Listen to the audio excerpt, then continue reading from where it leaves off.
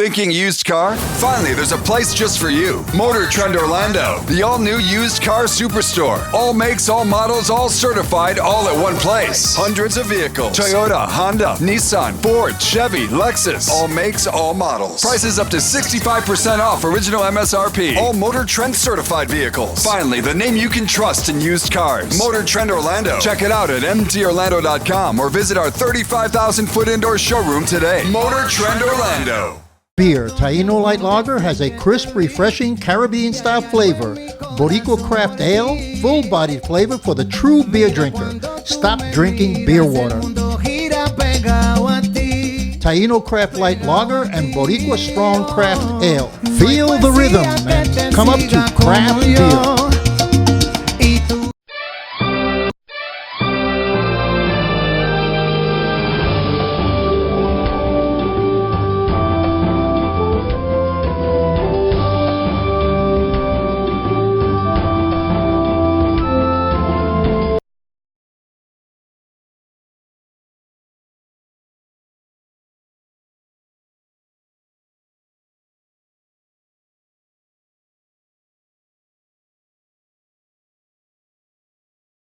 Hi, I'm Danny Ramos, and welcome to this week's Hispanic Speak Out TV. And we're joined by Jose Miranda, who is an ongoing host with our shows, and also Jan Edwards. Jan Edwards is the expert on human trafficking in Florida, and we're going to have a conversation about the status and the state of human trafficking in the state of Florida, and particularly in our home area, which is Central Florida. This show is brought to you by Motor Trend. Motor Trend is a new concept in purchasing high certified quality used vehicles. It's on OBT, 2000 Principal Row on OBT, and they will be sponsoring. At the close of the show, you're going to see a couple of cars that are being sold by Motor Trend for the feature for the week. Welcome, folks. Let's talk about human trafficking. You want to start off, Jose, with the first question? I was looking up some of the things about human trafficking.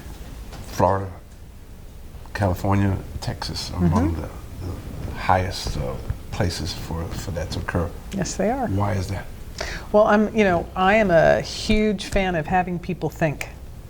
So I'm going to come back and ask you why you think that is. You live in Florida, right? So you could probably make some really good guesses. And you know enough about California and Texas, you could probably make some good assertions there too. So I'm going to toss it back to you and have you do the thinking, because here's really, and thank you for the intro. I'm not an expert. I'm an influencer. I know a lot about this, and I've never been trafficked. So there are people out there that have far more experience with the real live deal. You did a seminar where you had people that had been trafficked. I sure did. That gave tremendous insight Yes. on how you can fall into that kind of a situation Yes. and not realize that you're falling in until it's too late. Exactly. Well, the recruitment and grooming tactics, and I know you have your grandson here watching, and he's about to go to middle school next year. And what a lot of people don't know is the average age of entry into human trafficking is 12 to 14. And is that for male and female? Yes, and you'll also notice he has one of these things in his hand. Right? So there's the standard now for all. Yeah, well, it's standard, and so this is kind of what you pointed to. This is the device that traffickers use to lure children in. All it takes is for him to say he's upset, and that great puts it down. This is why I love middle schoolers. They're so coachable. They're so coachable. This is why they know, because the prefrontal cortex is not fully developed yet. So if I'm at home and I'm not getting the attention or love that I actually need as a human being, not want, but actually need, I'm going to go find it from someplace else. Right. And the predators know this. And so all it takes is for him to say he's upset with fill in the blank, mom, dad, uncle, grandpa, friend, as they get older, girlfriend, right? Whatever that is, boyfriend, whatever that is. And predators actually look for that. And they're like, oh yeah, my mom did the same thing too online. And then all of a sudden they're trauma bonding. That's how gangs get formed. It's the exact same way. Yeah. And so that's part of the problem of our youth today being so attached to this. Are you saying there's a stereotypical kind of view that you could pick out? Stereotypical view of what? Of how they look, how a kid looks, that you Nope. know that's going to be like? No, actually, quite frankly, the three of us could be victims of human trafficking. So human trafficking knows no socioeconomic, demographic, or geographic boundary. And when I go into the school and talk to the youth, I say that and I can watch them glaze over. I'm like, okay, let me define socioeconomic background. It's about, it doesn't matter if you live in Winter Park or Windermere. Doesn't matter if you live in Avalon Park or Pine Hills. Anyone could be a potential victim of human trafficking. So that's what I mean by socioeconomic. Doesn't mean that a family of means, their children wouldn't be at risk. The second thing, geographic.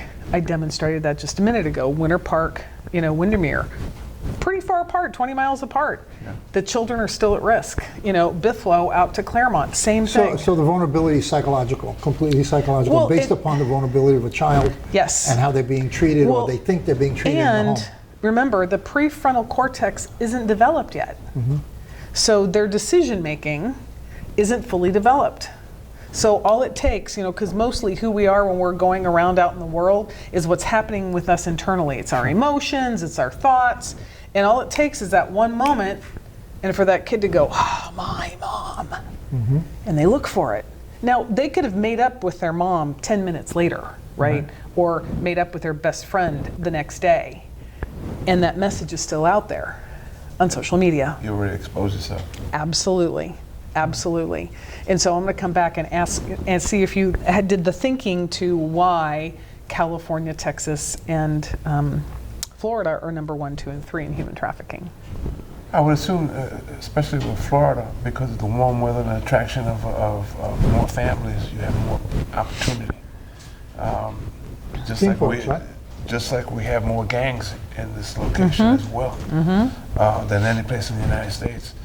It's because of the locale, the ability to be in, it's not so close, people are spread out, and that allows you to, almost like cattle, you can separate people. Disappear, yeah. It has people disappear. You're close, you're very close. I just saw the stats today. We had 36.1 million people come to Orlando in the first quarter of 2019. Right. It's a lot of people. And they come and they go.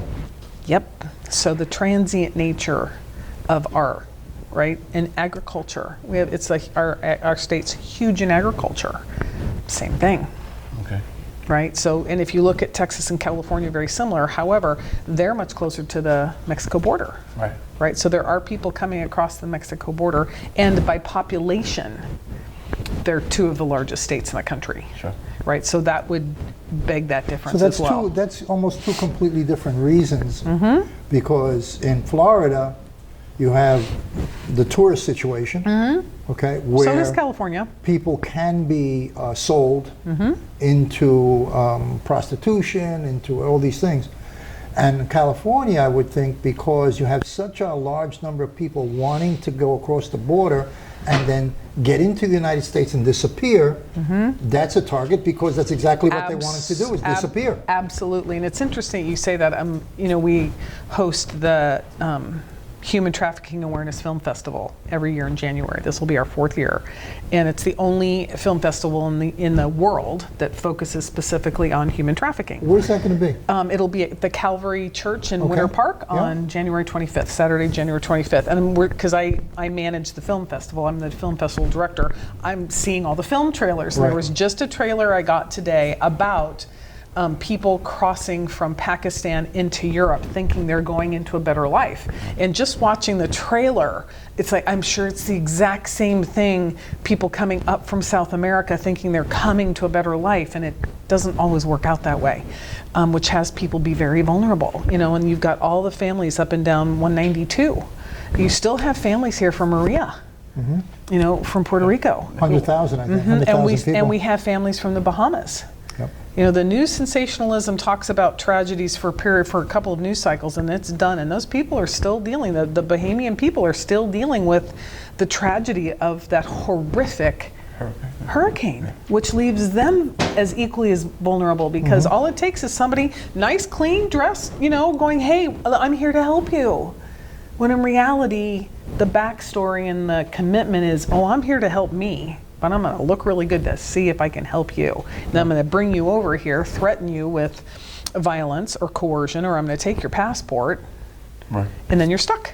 And I'm going to feed you lies about what's going to happen, Well, and then they're trapped. we also don't have, this country does not have the ability to deal with it. No. Okay. No. We don't. We don't have the resources. And so, as you said, there's people coming for a better life. They're going to be taken advantage of because the United States or countries, period, do not have the means to take care of them, to provide, so so they don't become victims. Right, right, and it's also too the conversation around that.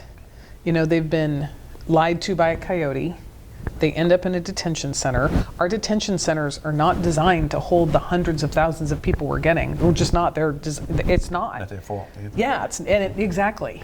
and then you have people at risk and being vulnerable inside that space as well. Right. You know, it's reality. yeah. They are coming seeking They are. a better place. They are. Even the kids here, right? They are. Who, as you say, they're pissed off at mom or something happens where they're and it's looking, a moment. It's right, just a moment. Right. And it's interesting because I'm going to be on WESH tomorrow for 2.5 hours answering phone calls for people who have questions. And I always, every time I go out and speak, in particular to parents or the public, I talk about the number one reason what puts a child at risk, and it's lack of attention at home. Yeah.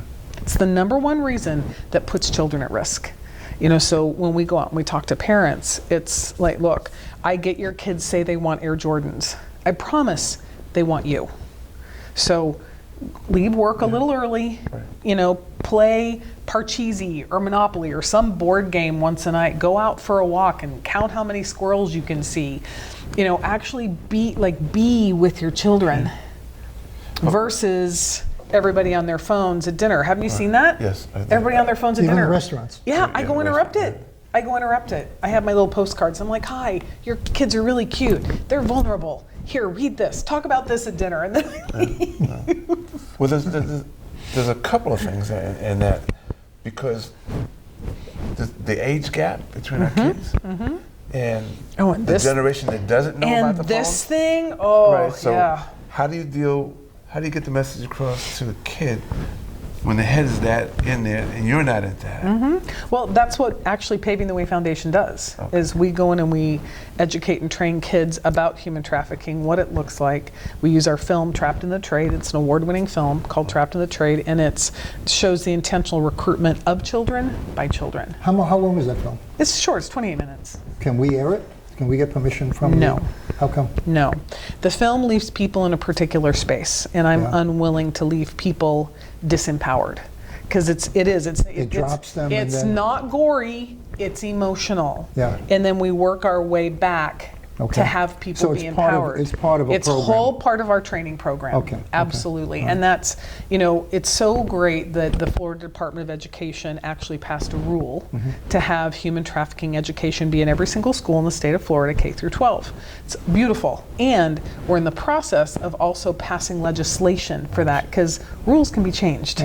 Legislation, it takes a little bit more time to do that. When you're the program of teaching, obviously there's a big space between K and 6th grade or 5th grade. So you adjust accordingly as you get older? Absolutely, absolutely. And how do you, for a pre-K, what do you tell a pre-K about human trafficking or a K? That's not my specialty. I know, but you've seen the program. That is not my specialty. No, I haven't No? seen Okay, the program. okay. The programs are actually in the process of being developed. Oh, okay.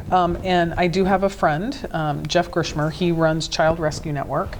And what they teach to, I call them the littles, right? People really under the age of 10. It's really about body awareness and body safety, because everybody has that kid in school that's like, hey, you know, and after a while you're like, what do I do, right? See? It's like, what do I do with that responsibly?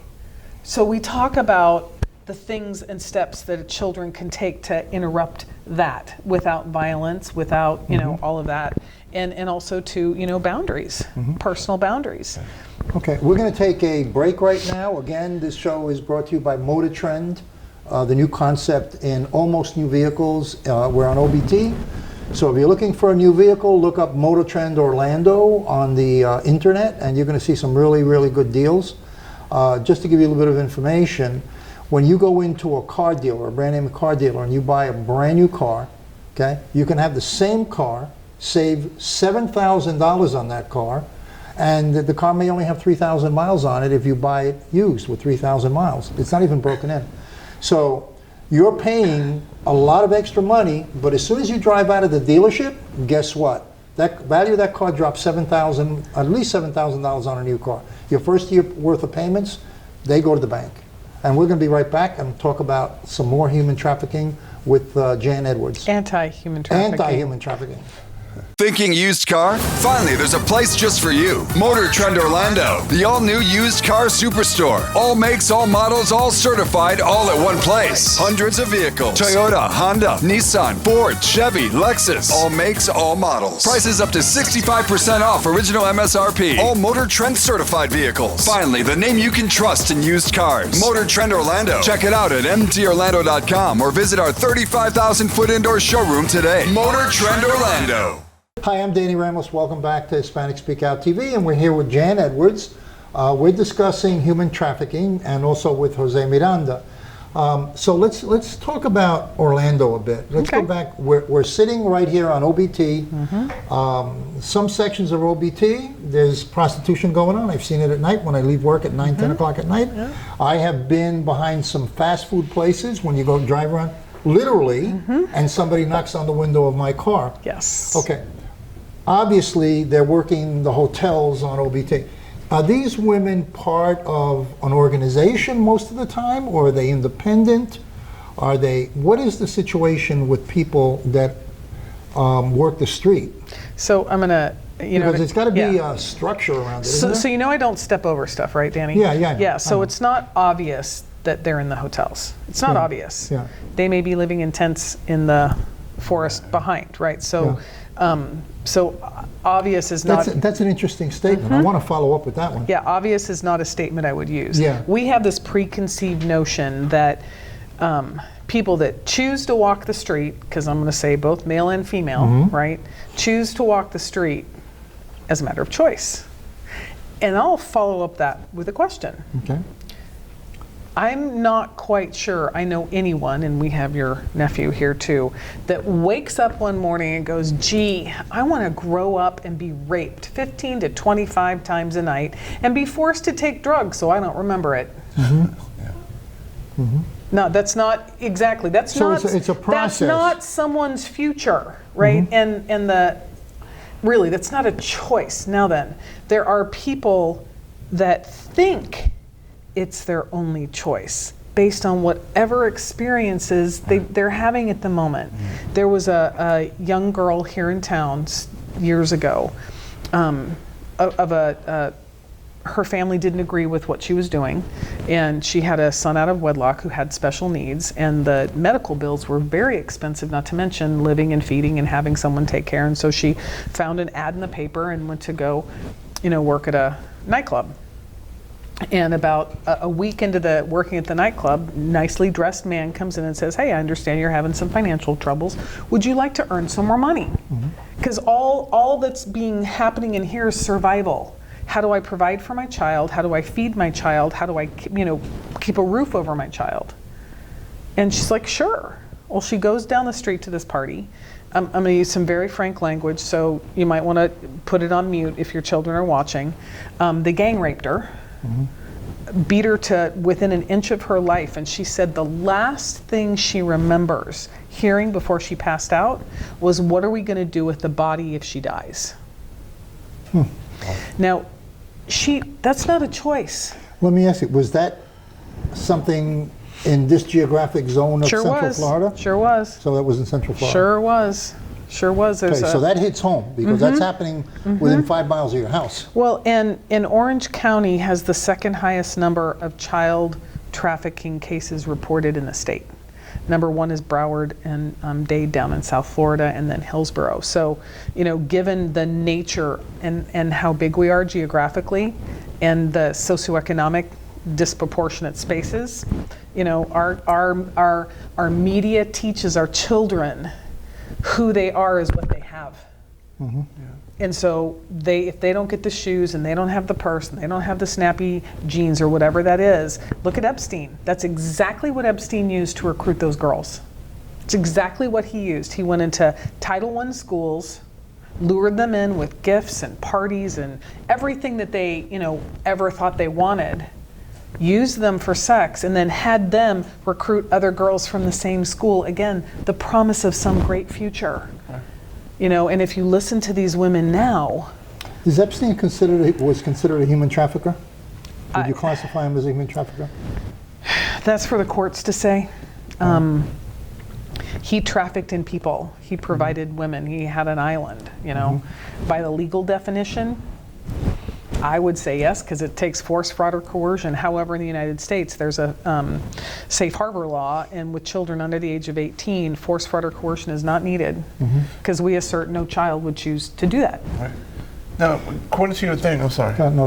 If you're saying Orange County, for example, is saying they reported. It's according to DCF. Okay, but imagine if, what's it take to someone to come forward? Have they reached their limit? Because if the X is coming up, what about all the things that are not being said? Well, I use the rape statistic on college campuses. Yeah. They say 1 in 9 report. So you can start to do that math. And that's reporting. And there's this really interesting crossover between sexual assault, domestic violence, and sex trafficking. Okay. All the I'm going to say symptoms look very similar. And so as an officer, they might be called to the house for domestic violence, not really knowing the subtle differences between that and human trafficking. And most survivors do not self-identify. They think this is just how life is, and they see no way out. And remember, this isn't developed yet. The prefrontal cortex is not developed yet. So if someone threatens me, if someone threatens my family, if someone threatens my friends, my dog, I'm going to believe them, because I've seen them do violence to another human being. And so I'm going to map that onto me as a child and go, oof, I don't want that. Or they will beat them. Right. And it's like, okay, I don't want that ever to happen to me again. So the force, fraud, or coercion is real. And the reason why they call it a silent crime is because you have the perpetrators that use guilt, manipulation, and force and threats to keep the victim quiet. And then the victim feels a tremendous amount of shame, because they're made to believe it's their fault. Right. And your family would never love you again. Your parents will disown you if they find out what you've done, that whole manipulation tactic, right? And so you've got deep shame, embarrassment, and guilt, because you're led to believe you chose this. And so why would I say anything to anybody? Sure. Because I think it's my fault. And if I did something, if that one momentary decision put me in danger and I didn't tell my parents about it, now I really am in trouble. Yeah, and my and according to this perpetrator, my parents will never love me again. And what's the basal need for every human being? Good love. Love. Yeah. Now, the good news, right? The good news is this rule, and hopefully a law. It's Senate bill for state of Florida. It's Senate Bill 154 and House Bill 105. It just passed unanimously in the Senate Education Committee. It's now on to another Criminal Justice Committee. It's imperative that everyone call those people on that committee, send them an email, talk to unanimously? Yeah, unanimously. Wow. Yeah. Well, look, we've had great success with this. It'll get to a certain point, and then it won't get to appropriations, and it won't get on the floor. Last year, this bill passed unanimously on the floor of the House. It never made it to the Senate. Why not? So I can't answer that question. Okay. If I was a senator and I was in all those conversations, I could probably tell you. Sure. And the thing about rules and laws is, with a law, it's got the same content has to be in the House and the Senate, and they both have to, it literally has to say the same thing. And once they both passes in the House, it'll go over to the Senate final vote, then it'll go to the governor. Do you know for who's backing signage. that bill? Mm-hmm. Senator Thurston and Representative Patricia Williams. Okay. I've had some experience in trying to get something through. Mm-hmm. And a lot of times what happens is what you think will go through the House and the Senate and breeze through gets locked in and stopped, because there's always a senator or rep that has a favorite little thing that he wants, and he adds it as an amendment to the bill, which may not have nothing to do with the bill.